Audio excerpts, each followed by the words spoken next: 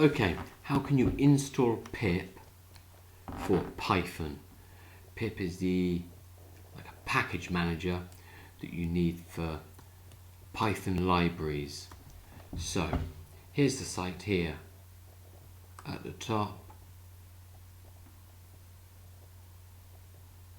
The site I've just used, pypi.org. So here we are. I'm on here. Go to the pip install section and download files.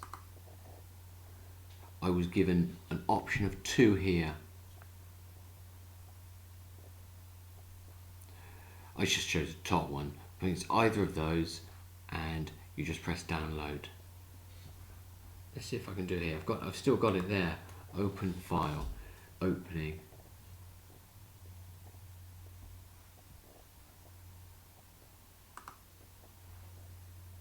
Okay, so it's there.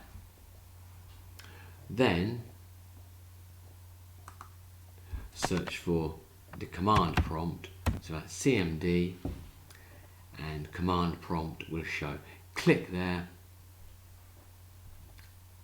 and in here I will